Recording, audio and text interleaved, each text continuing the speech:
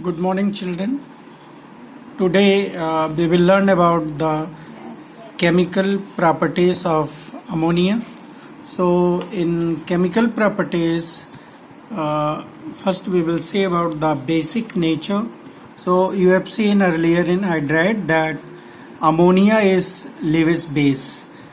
This is because ammonia contains one lone pair of electron over nitrogen. So when it is put in water, so it coordinates with the H plus in water to form ammonium ion, and hydroxyl ion is lost in the solution.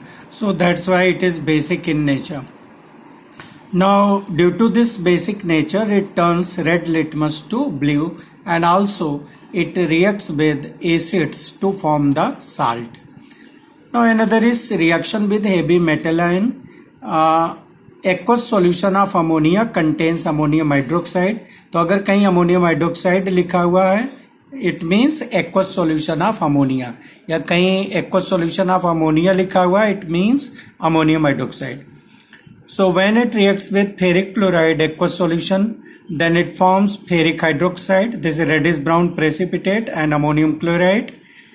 So the reaction is just exchange of ion. You say ferric ion combines with hydroxyl ion to form ferric hydroxide.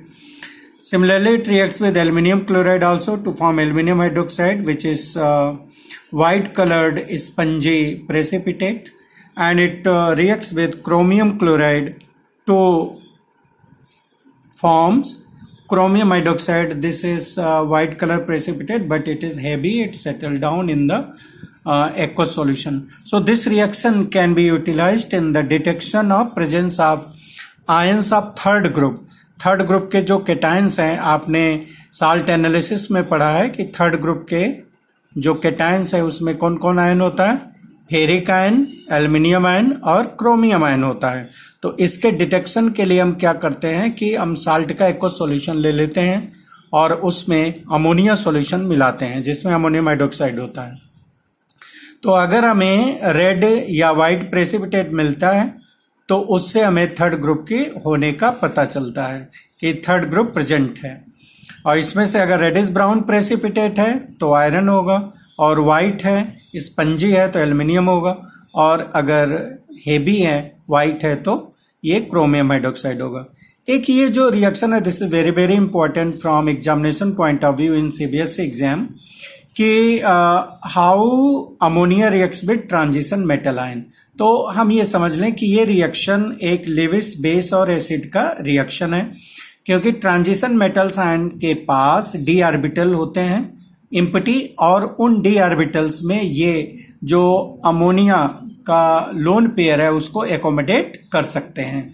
So that's why ammonia forms a coordination compound. Coordination compound means the compound which contains dative bond is called coordination compound.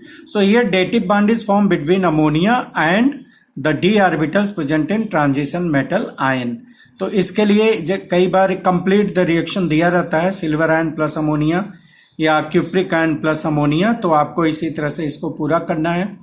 तो silver ion के साथ ये क्या बना देगा, diammine argentum first ion, और similarly अगर cupric ion में आप अमोनिया मिला दीजिए तो ये आपका टेट्रामीन कॉपर सेकेंड आयन बन जाएगा.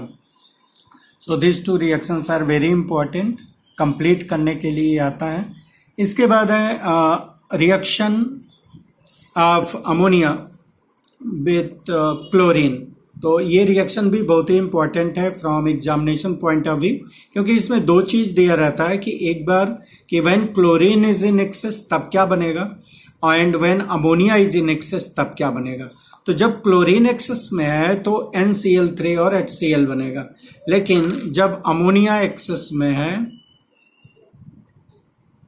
तो उस समय NH4Cl और N2 बनता है. ये आप ध्यान देंगे तो सीधे यही लिखा रहेगा NH3 और क्लोरीन, क्लोरीन पर एक्सेस या अमोनिया पर एक्सेस रहेगा, तो रिएक्शन में प्रोडक्ट अलग अलग बनेंगे.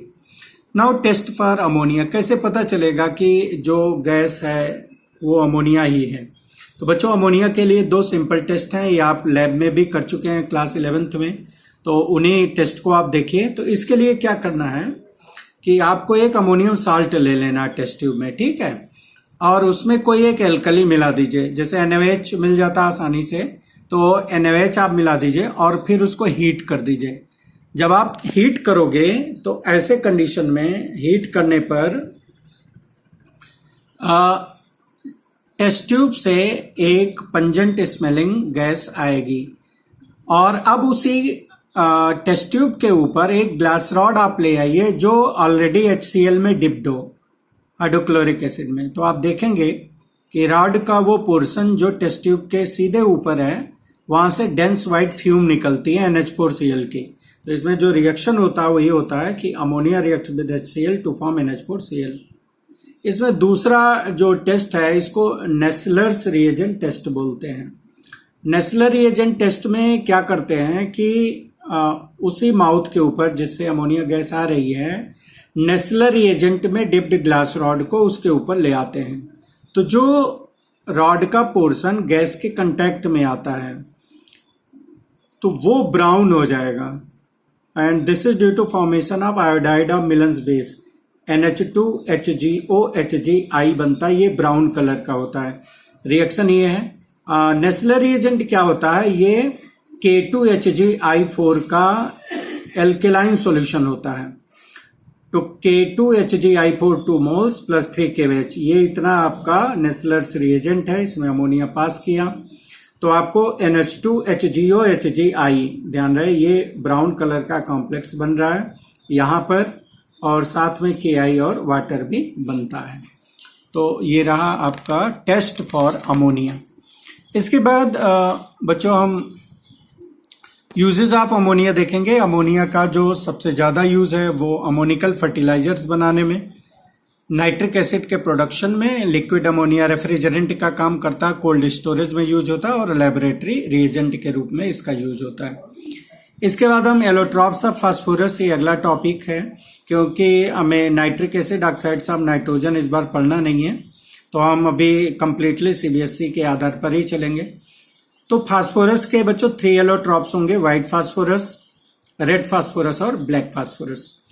White phosphorus it is obtained by heating phosphate rocks with Coke and sand in electric furnace, क्योंकि इसके लिए जो टेम्परेचर चाहिए वो 1773 केल्विन टेम्परेचर चाहिए। बच्चों ये रिएक्शन बोर्ड एग्जाम में पूछा जा चुका है, कंप्लीट करने के लिए आया था।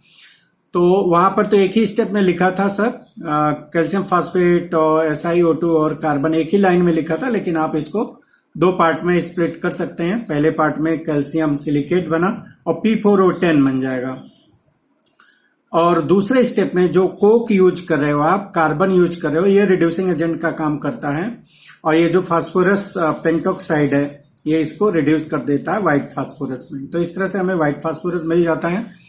हम जानते हैं कि white phosphorus P multiple bond बना नहीं पाता है, इसके लिए ये ऑक्टेट पूरा करने के लिए 3 सिग्मा बॉन्ड बनाता है, 3 सिंगल बॉन्ड 3 अदर एटम्स के साथ, और इस तरह से ये टेट्रा एटॉमिक हो जाता है P4 मॉलिक्यूल।